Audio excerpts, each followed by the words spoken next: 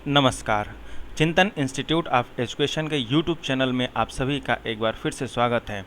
आज की इस वीडियो में अनुसंधान अभिक्षमता रिसर्च एप्टीट्यूड, यह जो यूनिट नेट फर्स्ट पेपर में है, इसके अंतर्गत में अनुसंधान परिकल्पना रिसर्च हाइपोथेसिस इस शीर्षक के साथ आया हूँ। इस शीर्षक पर मैं आज बात करूँगा। इसके संदर्भ में मैं अनुसंधान परिकल्पना, इसके अर्थ और इसकी परिभाषा को लेकर आया हूँ। इसके बारे में मैं बताऊँगा। इससे संबंधित प्रश्न आपसे नेट फर्स्ट पेपर में हमेशा आप ऐसा कह सकते हैं कि इसके बारे में प्रश्न लगभग हर बार पूछे जाने की संभावना बनी रहती है। तो चलिए आइए इसके अर्थ और इसकी परिभाषा को मैं बताने जा रहा हूं, तो पूरे वीडियो को ध्यान से देखें। देखिए, नेट फर्स्ट पेपर में परिभाषाएं तो आपसे नहीं पूछी जाती हैं। नेट के फर्स्ट पेपर में परिभाषा देकर के यह नहीं पूछा जाता है कि यह परिभाषा किसकी है। इस प्रकार के प्रश्न नेट सेकंड पेपर में रिसर्च जिन विषयों में है वहाँ पर पूछे जाने की संभावना रहती है, लेकिन नेट फर्स्ट पेपर में इसकी संभावना बहुत ही कम है कि परिभाषाएं दे दी जाएं और पूछी जाए कि यह परिभाषा किसकी है। तो प्रश्न क्या पूछा जाता है? तो यहाँ पर जो अनुसंधान परिकल्पना है, जो हाइपोथेसिस है, इसका अर्थ क्या है, इसके ही संबंध में, इस संबंध में ही प्रश्न पूछे जाने की संभावना रहती है, तो उसको जानना बहुत ही आवश्यक है। तो देखें, जो हमारा लेटेस्ट सिलेबस है नेट का, उस पर आधारित जो भी चीज़ें हैं उसका कलेक्शन यहाँ पर मैं प्रस्तुत कर रहा हूँ। अनुसंधान अभिक्षमता की यह जो शीर्षक है, इससे संबंधित मैं 6 वीडियोस बना चुका हूँ। यह उसके आगे का है। इसमें भी आप देखेंगे जो अनुसंधान परिकल्पना है, इस पर 3 वीडियो मैं बना रहा हूँ। 3 वीडियो में अनुसंधान परिकल्पना को मैं आप लोगों को बताऊंगा। सबसे पहले आज यह जो वीडियो है, इसमें अर्थ और परिभाषा। दूसरी जो वीडियो है उसमें आपको मैं बताऊंगा अनुसंधान परिकल्पना की विशेषताएं क्या हैं, उसके स्रोत क्या हैं। और तीसरी जो वीडियो है, सबसे महत्वपूर्ण, जो आपसे पूछा जाता है, अनुसंधान के प्रकार और अनुसंधान परिकल्पना के प्रकार और ये जो परिकल्पनाएं हैं उनके एग्जाम्पल्स। क्योंकि नेट फर्स्ट पेपर में अनुसंधान परिकल्पना के उदाहरण, एक अनुसंधान परिकल्पना दे दिया जाता है और आपसे पूछा जाता है कि बताइए यह किस प्रकार का परिकल्पना है। तो अनुसंधान परिकल्पना के प्रकारों को जानना बहुत ही आवश्यक है। तो यह जो 3 वीडियो है अनुसंधान परिकल्पना से संबंधित, रिसर्च हाइपोथेसिस से संबंधित, इसको निश्चित ही आप देखें। तो चलिए आइए हम लोग स्टार्ट करते हैं। देखें, जो हमारा अनुसंधान परिकल्पना है, बहुत ही सरल शब्दों में अगर कहा जाए तो यह एक प्रकार से सजेस्टेड आंसर होता है। देखिए, जो अनुसंधानकार है, अनुसंधानकार में अनुसंधानकर्ता प्रारंभ कहाँ से करता है, पिछली वीडियोज़ में मैं बता चुका हूँ। जो हमारा अनुसंधान सोपान रहा, उसमें मैं बताया कि सबसे पहले अनुसंधान समस्या का चयन किया जाता है। तो जब एक बार अनुसंधानकर्ता अपनी समस्या का चयन कर लेता है, तो उसके समाधान के लिए वह कई प्रस्ताव को बनाता है। टेंटेटिव उत्तर, आप इसको कहेंगे सजेस्टेड आंसर, टेंटेटिव सॉल्यूशन, कि हमारी यह जो समस्या है, समस्या कथन जो होता है, उसके समाधान के लिए वह कुछ उत्तरों को निर्मित करता है। और वे उत्तर कैसे होते हैं? संभावित उत्तर होते हैं। अनुसंधानकर्ता ऐसा मान करके चलता है कि ये जो हमारे संभावित उत्तर हैं, इनमें से कोई एक उत्तर हमारी समस्या का समाधान होगा। तो यह जो समस्या है, इस समस्या के समाधान के लिए जो संभावित उत्तर का निर्माण एक अनुसंधानकर्ता करता है, यही संभावित उत्तर, टेंटेटिव सॉल्यूशन, से ही अनुसंधान परिकल्पनाएं कहलाती हैं।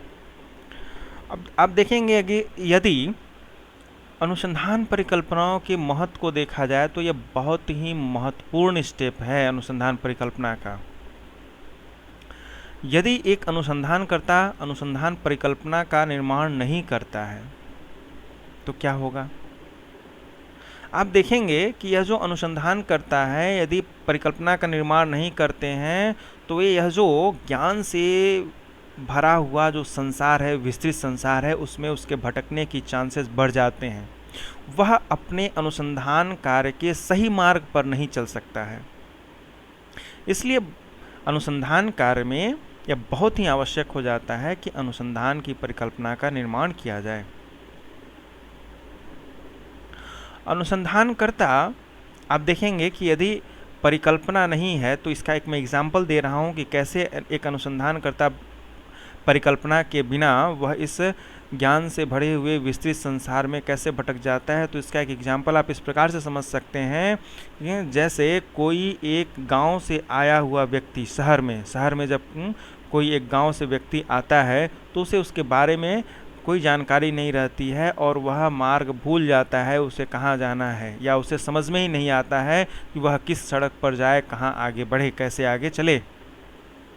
ठीक इसी प्रकार से यदि अनुसंधान कार्य में परिकल्पना का निर्माण एक अनुसंधानकर्ता नहीं करता है तो वह इस ज्ञान से भरे हुए यह जो विस्तृत संसार है, जो ज्ञान विज्ञान से इतना भरा हुआ है, उसमें एक अनुसंधानकर्ता अपनी समस्या के समाधान के लिए सही मार्ग पर आगे नहीं बढ़ पाता है।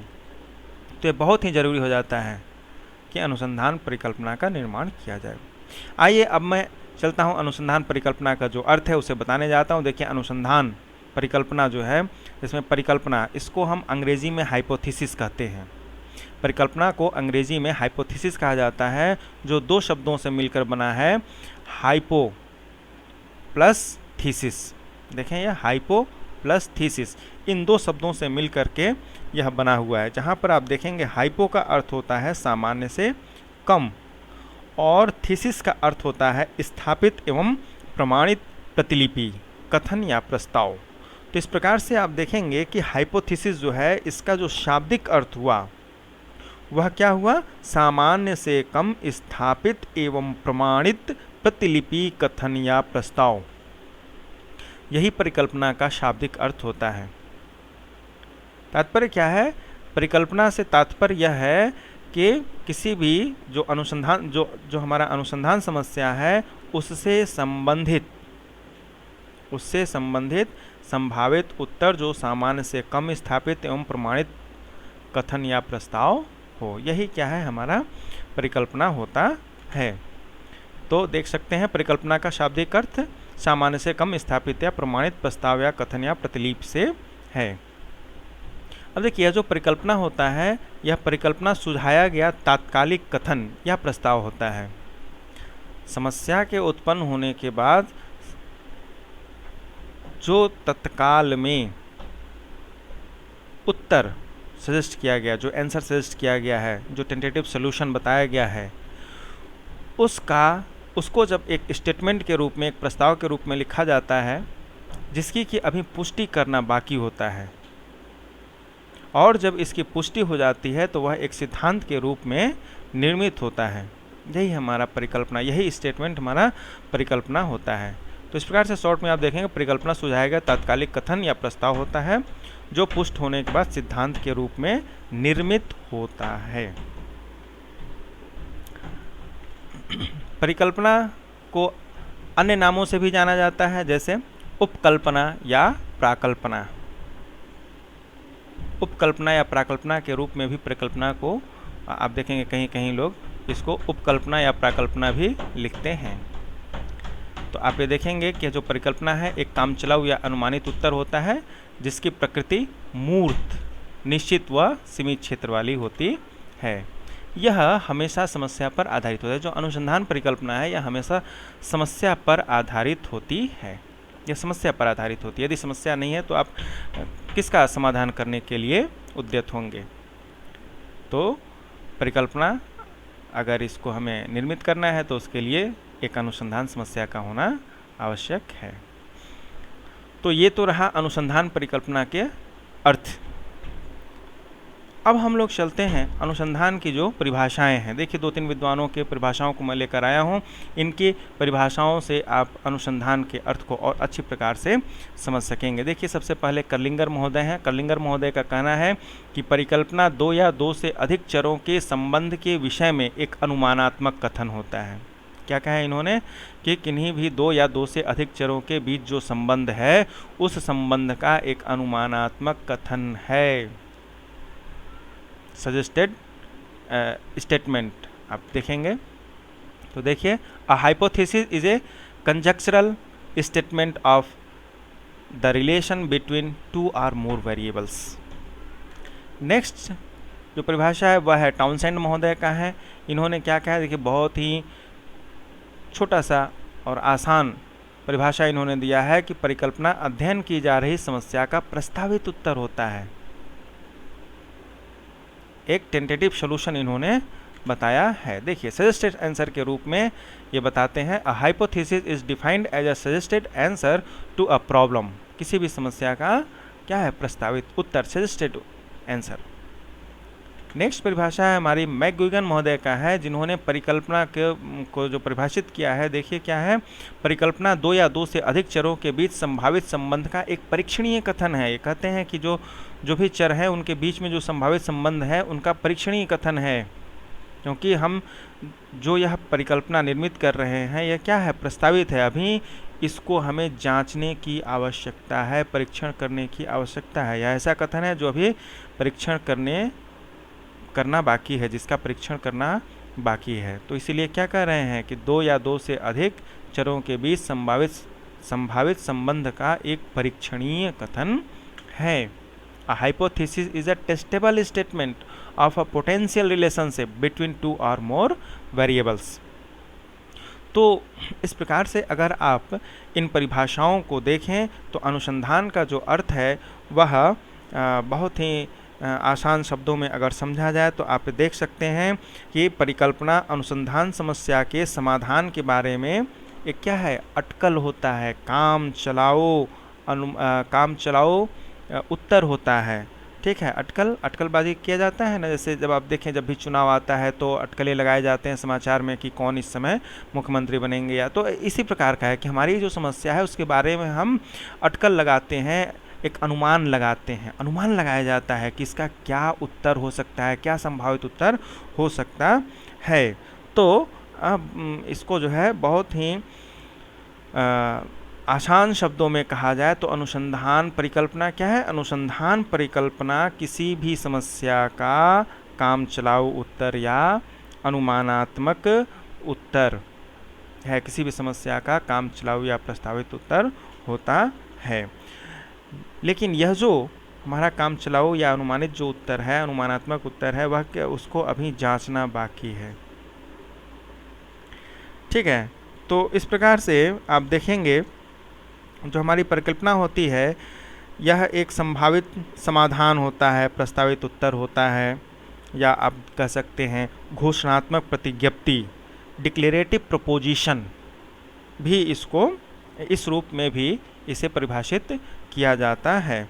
ठीक है, घोषणात्मक जब प्रतिज्ञप्ति की बात करते हैं तो देखिए जो भी स्टेटमेंट हैं क्या ये कैसे होते हैं, यह हमेशा डिक्लेरेटिव हैं। यह जो है डिक्लेरेटिव प्रकार के होते हैं जो कि घोषणा कर रहे हैं कि ऐसा होगा, है ना, किसी समस्या के संदर्भ में ऐसा होने की संभावना को ये बताते हैं। इसलिए इसको हम घोषणात्मक प्रतिज्ञप्ति के रूप में भी परिभाषित करते हैं। तो ये रही आज की इस वीडियो में अनुसंधान परिकल्पना के बारे में, जिसमें मैं अनुसंधान के अर्थ और इसकी परिकल्पना को बताया। और इसकी अगर महत्ता को आप देखें तो इसकी महत्ता इसी से समझ में आती है कि अगर परिकल्पना का निर्माण एक अनुसंधानकर्ता नहीं करेगा तो वह इस विभिन्न प्रकार के ज्ञान से भरे हुए संसार में सही मार्ग पर आगे नहीं बढ़ पाएगा, या अपने अनुसंधान कार्य को सही मार्ग पर, सही दिशा में आगे नहीं ले जा पाएगा, और वह भटक जाएगा, और जो एक सही परिणाम उसे प्राप्त होना चाहिए उसको वह प्राप्त नहीं कर पाएगा। तो ये रहा हमारा अनुसंधान परिकल्पना। आज के लिए इस वीडियो में इतना ही। ऐसे विद्यार्थी जो मेरे इस वीडियो को पहली बार देख रहे हैं वो हमारे इस चैनल को ज़रूर से सब्सक्राइब कर लें, ताकि आगे आने वाली जो भी हमारी वीडियोस हैं वह उन तक पहुंचती रहें। और यदि उन्हें यह पसंद आता है, हमारा यह वीडियो आपको पसंद आता है, तो इसे अधिक से अधिक शेयर करें, अपने मित्रों में शेयर करें। नेट फर्स्ट पेपर की तैयारी करने वाले विद्यार्थियों में इसे अधिक से अधिक शेयर करें, ताकि हमारे इस वीडियो से अधिक लोग लाभान्वित हो सकें। धन्यवाद।